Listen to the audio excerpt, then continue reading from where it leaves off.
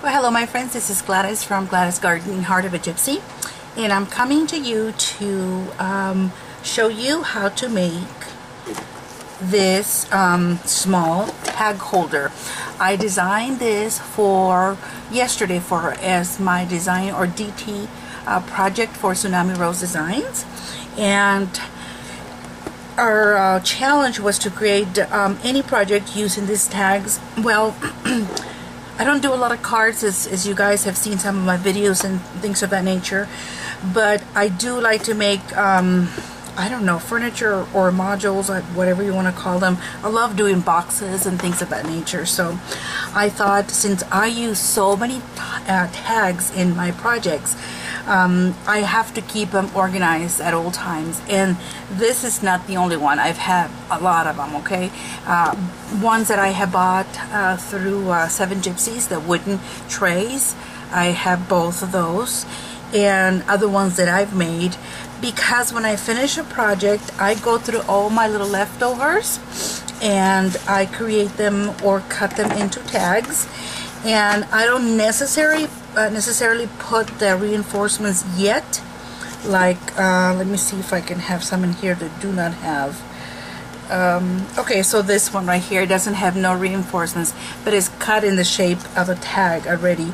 So the next time I'm creating a project that, well, my projects always require tags. I can put tags anywhere. I think I can put tags even on my meals if I was allowed to. But so that's the reason why I created this little tag. Well, a lot of people like them, okay? And then Daisy, the owner of Tsunami Rose Design, asked me if I was going to make a tutorial for it, because she has had some inquiries from her clients and or in customers, and then I have had several questions about it, and it's quite easy to do, okay? So, but I want to go over the things that you're going to be needing. Let me put some things away, so we don't need that no more. You're going to be needing 2 pieces of 12 by 12, excuse me, thick chipboard. Medium can also do, but I'd rather you use the thick one, but you can get away with medium. Then you're going to need 2 12 by 12 design paper, any paper of your choosing. You're going to need 2 of those.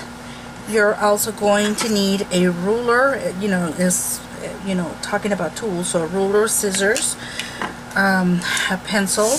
You're going to need your scoreboard for sure, and a bone folder. I don't use the one she gives you in the kit. I find it very uncomfortable for my fingers, because I score so much that by the time I finish, I end up with an indentation in my finger, and it just hurts at the end of the day. So I've been using this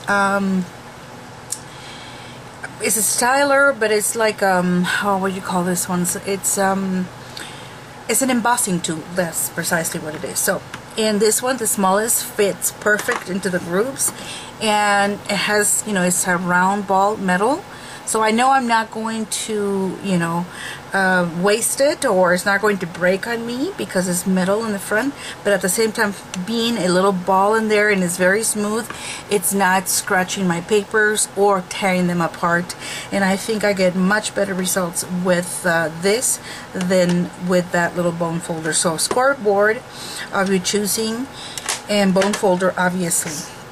Tape, you're going to be using, you can use 1/4 of an inch, or you can use half an inch, just for an emergency. I always have that around. Any of this, I use permanent ink to do my distressing, but however distress shape or pattern you want to follow into your papers, that's fine with me. It doesn't really matter at this point. You're also going to use 1.5, or actually just get 2 of the 12 by 12 black cardstock, and that's the one we're going to be using to make our hinges, okay? And then you're going to be needing some any quick dry glue will do, liquid. And let's see what else. Let's see. And I use mud push to kind of cover the whole thing. I usually do use matte medium, and I could have used it, but I had extra bottles of mud push and I need to use them because I really don't buy them anymore, but I had them, so I went ahead and used them, and I used the glossy one, but you know, you can use whichever you have. Then I use black Aerodontic acrylic paint, Dabber, and that's by Ranger or Tim Holtz, either one. So that's all you're going to need, and obviously a trimmer, right? Trimmer for your paper and doing all your cuttings. So now I am going to give you all the measurements that you're going to be needing, okay? I am going to put all these things on my website too, on my blog, so you can have the right measurements for all your parts. So let me put all my pattern paper away because I don't need that right now to talk to you about the measurements. Okay, so I kind of divided them this way so you could see what we need and how many of each you need to have. The reason why you need 2 pieces of chipboard is because all 5 pieces, even though you see 5, you only see 4 in here, there's actually 5 because you cut 2 of this one. It just doesn't quite give you, just for a little bit more, it doesn't give you the extra piece that you need, so you need 2 12 by 12 thick chipboard or medium chipboard. Alright, here are the measurements you're going to be using. You are going to be using one that is 8.5 by 4. So 8.5 long and 4 inches wide. You're going to need 1 piece of that. You're also going to need 1 piece that is 6 by 4. A little piece that is 4 by 1 3/8, 1 piece again. And from this one you're going to need 2 pieces, and these ones are in this manner. You're going to measure 8 1/4 from here. Give me just a second here. Yeah, 8 1/4, and make your markings. That's why you need a pencil. So 8 1/4, make your marking, and then turn your chipboard, and on the bottom or wide it's going to be 6 inches. Okay, so 8.5 by 6. At the 6 inch mark, you're going to mark in there at the 6 inch, and you're going to cut up a section that is 1 3/8 of an inch. Okay, so you cut that off. So what you can do is cut the chipboard in half, like let me see if I can bring one. Okay, so this is not thick chipboard, this is just in the very thin one. But if you cut your chipboard in 6 by 12 pieces, which it'll give you about there, so cut it in half, and the way you're able to get those 2 pieces. But the way I do them this way, okay? And that is to obviously save some paper. So you're utilizing exactly half of your 12 by 12. Okay, so you're utilizing a 6 by 12 piece, and this other one can serve you to cut this one, but it doesn't quite give you enough for this.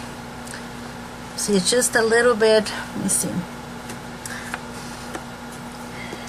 because this one is 8 1/4, it just kind of goes over it. That's why you have to get another one. So then I put that little piece in there. Okay, all right, so so cut your chipboard in half, the 12 by 12, cut you 2 pieces, and let's go over those measurements for this particular piece, which is kind of the folder shape. Go on a corner, and from that corner measure 8 1/4, and then the other way 6 inches. And at the 6 inch mark, you do a cut up that is 1 3/8 of an inch. Okay, now if you flip your chipboard, you're going to, which is over here at the 8 1/4 inch mark, you do a cut that way or straight up, and that's going to measure 1 1/4 inches. Once you have that measured, you're going to, from this point to this point, you're going to make a line and just cut. Okay, so 1/4, This one from here is 8 1/4, 6 inches, and 1 3/8. So from the 1 3/8 point to the 1 1/4, make a straight line and just cut. And you need 2 of this ones. So for the sake of the tutorial, I have already created them. So I got all my pieces cut, okay? Now, your black chipboard, not chipboard, but cardstock that I told you to get, you're going to cut the 2 pieces in strips of 2 inches by 12. Once you have them, so you're going to end up with 12, okay? You're not going to use them all, but it's okay. You still need more than one sheet. That's why I have you do the whole thing. And once you learn how to do this type of hinging, you'll be using it for other things. So this is my piece that is 2 inches by 12. So in one sheet, obviously I get 6 pieces. So you end up with 12 because we have 2 pieces, or 2 12 by 12s. I hope I'm not confusing everyone here. Okay. Then I'm going to use my scoreboard, and I'm going to score all of them at 1, meaning in the middle already. So I already scored all mine, so I am going to put them on the side here. And let's see what else I need to do. Okay, so now let's talk about, oops, my paper got stuck to my scoreboard. So let's talk about the matting that we're going to be doing. I ask you to get 2 pieces of 12 by 12 of your choice of designer paper. I also choose 2, and I already cut them. Now I'm kind of famous for piecing things together when you know, when I can hide them. I mean, you can see the line right there, right? But that's going to go on the inside, and then I'm going to stuff this box or holder with tags, so nobody's going to see the line. And I'm not throwing that paper, and I am not cutting another chipboard for a little piece like this, okay? So that, or cardstock, I'm not wasting. I hate that. Okay, when you cut your pieces of cardstock, or actually, well, yeah, it is cardstock, or your designing paper. Let me put it this way so you can see them a little bit. Forget about that line, I was just drawing. My rule that I use for my projects is I cut everything about 1/4 of an inch smaller than whatever, you know, whatever size I'm cutting. So there it is. So it's a little smaller, just a tiny bit. So that's what you're going to do. Whatever measurements you have in here, you're just going to go 1/4 inch smaller, or inside. So now I have already all my cuttings.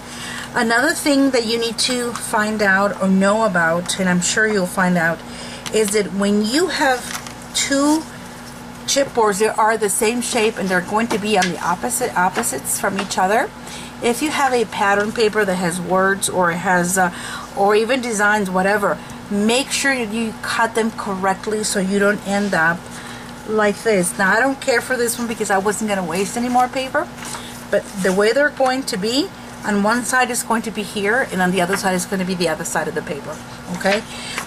I don't have any issues with that, but if you're trying to coordinate some decorations for your room or as a gift, obviously you want to kind of take care of that, or choose a paper that doesn't have a lot of pattern, that it doesn't really matter, you know, if that's the case. For the outside I was more careful, obviously, but just be aware of that situation. For all the other pieces it doesn't really matter because they're not opposites, it's only these ones. Okay, so now let's get started with our chipboard. Let me go get me something to drink because I am so thirsty and I don't have anything here. Give me just 1 second. Okay, my friends, we are back, and I already put tape on all of my hinges. So they're strips of 2 inches by 12, and then you score in the middle, which is at 1. And you're going to put tape on either side, on each side of the score line. If you have 1/4 of an inch tape so you got to run it twice. If it's 1/2 inch, then you can keep it at 1/2 inch and just by itself like that. In other words, by the time I fold them, they're going to look like that. And I'm going to go ahead and use my bone folder to all of them. And I'll do just a couple right now, but it would be good if you have them all ready to go yourself. I'll do one more. Okay. All right. So there they are. Now let's get the pieces that we have, and we're going to start by piecing them together where they're going to go. So in other words, you're going to start doing your imagination of where all the pieces are going to go, just right there. And I know you can't see this, but let me see if I can move those pieces of, I'd say right there. And then can you see this right there? I don't know, let me see, maybe a little bit more right here. That's the end of it. Those are all our pieces of chipboard that we're going to need. So what I'm going to do, I'm going to start putting my hinges here. And the way I do my hinges, obviously I touched already how to do this ones. And I know I have 1/8 1/4, so you can cut them at 8 1/4. I'm not going to get a trimmer for that. I'm just going to make a line right there, cut in there, and I know I need another one for the other side. So we'll do the same thing. I like to improvise as much as I can because too many steps, you know. Once I have done it, we are going to do a little trimming or snipping at the end. So you're not cutting into the length of the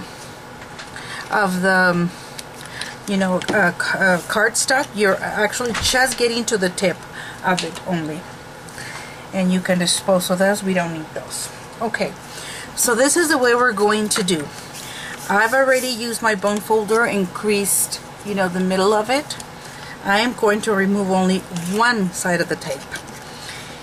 And I'm going to start with my middle back piece because it's the straighter one and it's easier for me to grab. So you just, I like to hold them this way, my hinges, because they're folded, they're in the folded position, but then when I remove one, they're still open, so they're not going to adhere to each other. But then I can go and I can slide it because there's no tape right in the middle, and it's just so easy. So make sure that the tip that you cut is touching with the ends. Then you can press down and voila, there's your hinge. And we're still going to do something else to it, but let's get on with doing that.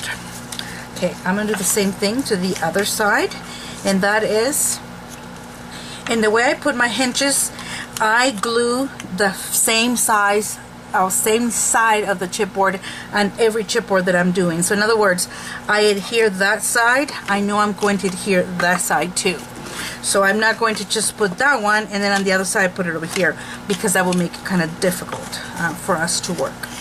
Alright, so same thing. Okay, it's right there. Now I know that these pieces go here and here, correct? Alright, so I am going to remove this because now I'm getting ready to put that in there. But before I do that, look what I'm going to do. I am going to grab my piece of chipboard, then I am kind of burnished that edge because we are working with very thick chipboard. And when you're working with heavy chipboard, hello, give me just a second, my husband just arrived. Alright my friends, let's continue on. So this is, so I burnished that, and it just kind of, what I call that, it created kind of a little bit of a highway there, that's what I call it, in the sense that you can see the squareness of, or the edges of the chipboard onto the cardstock, you know, as you burnish it. And that way at the time of you adhering it to the other side, it's going to be there. You're not going to have any extra, you know, no bubbles in there whatsoever. Now, I am going to adhere this piece to this, but I'm going to leave about 1/8 of an inch in between the chipboard. Oops, right there. And the reason for that is because when we open, see, when we close it, it's going to completely close that way, but it's not going to be on top or in the bottom. It's going to just, you know, kiss corner to corner. It's going to be there. Alright, so same thing with the other one. We are going to burnish that end. And I burnish all my hinges because you know, you cannot pull the paper, and I'm using kind of a thick cardstock, so I want to make sure that there is no, you know, I don't want to feel some paper that can still go indented there at the top after I put my piece in there, because that means that I didn't stretch it good enough. I don't want to have that. I want to have a very crisp corner. Alright, so about an 1/8 of an inch, and voila, there it is. Okay, so now we're continue with this bottom. So I know this is 4 inches, but again, you know, let me see, do I have enough on this one? No. Okay, I'm gonna have to use one of the ones in here, and I'm gonna measure it with this one because I know I have 4 inches on this. So we're going to cover the whole thing with hinges. That's how we're going to lift this puppy up. Okay, so again, I'm going to choose one side to glue it on. And if it's a little bigger, well, who cares? You can just cut it. And let's burnish it. I like to use this side of the bone folders when they have the curve, but it's thicker and it's not as sharp, so it's not going to tear your paper. Alright, so now I know I'm going to adhere this one to that part. Again, leaving that gusset of about quarter of a, no, not quarter, but 1/8 of an inch. And there it is. Alright, so let's keep on with our hinges. We're going to hinge the whole thing, no raw edges. Let me remove these papers because they're just in my way. And I'm sorry if you hear that big old noise in the back. I got my AC here in my studio, and it can be quite noisy. Alright, so let me get another piece of another of my hinges. Now we're going to put, we can put them in here or we can put them in here. But that is going to serve the double purpose. It'll, you know, bring the other one. So you don't need to have them here and in here, only once. So I am going to choose to put it on this one because it seems like it's easier. And I know it was, this is 6 inches. So what I'm going to do, so I don't have to be thinking, I'm going to fold it in half because I know I have a 12-inch piece, and cut it. And then after I do that, I'll do my trimming. Again, not cutting in anything into the length of your hinge. You're just tapering the corner. If you taper your corners, you're going to have a much sharper edge. Alright, so grab it this way.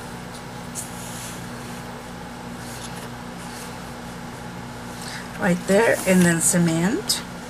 And I'll turn the other one, and we will do the same thing.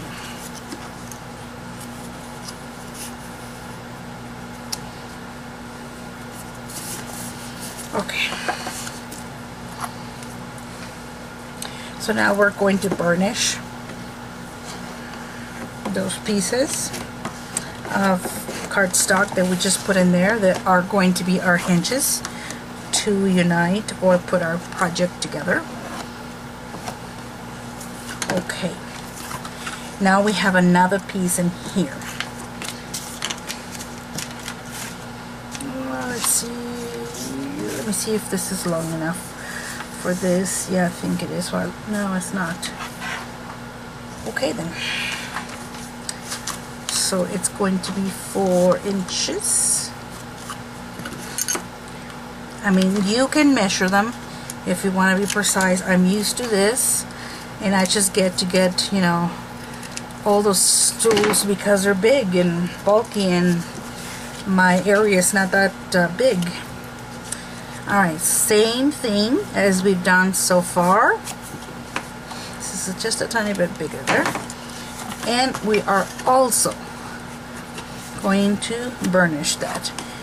You can see that burnishing area, how, see, you can see the edges of the chipboard underneath. Okay, so let's get our last little piece of chipboard. It's going to be in here.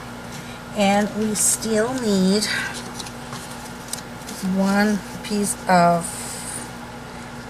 it's a little too small. Okay.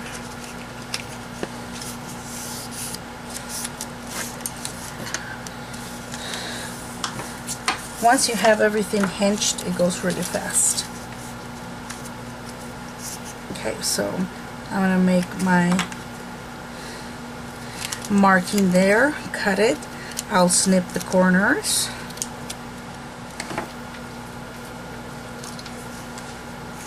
And again, we're going to be doing this.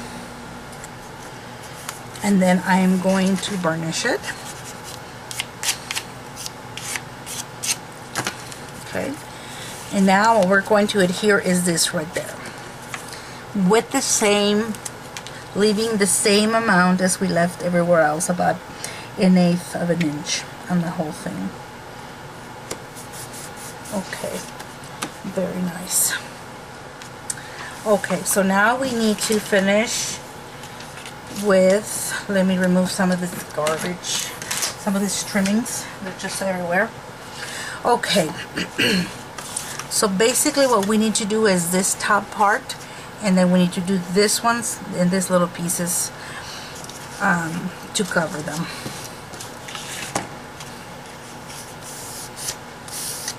And this is the reason why I tell you, just go ahead and do the two 12 by 12 cardstock, cut them at 2 by 12, and then because you're going to need them, you know. And even if you're not going to have a lot of left, you have some leftovers, but not enough for you to say, oh, I did not need that. You will. All right, so let me check this, and I know this is an 1/8. I didn't give you this measurement because it wasn't necessary, but if you wanted to know the measurement on this, it is 8 1/4 also in here. It's not necessary because as long as you know these two little ones, then you just make your line and cut it. But I measured it just to, I wanted to know, just for, you know, for knowing sakes, I guess. So let me, since before I put that there, I'm going to cut another one, and because it's for the other side, and I didn't finish putting the tape on this one. So let's do our crease with our bone folder, and use this one that we already measured and cut to cut your next one, so you have the pair. And then I'm going to snip corners. If it's too thick for you to cut them together, don't do one at a time. I'm kind of used to it, so I kind of feel when the paper can move and when it cannot. All right, so here we go. We'll go in here. Very nice. And then we have the other one.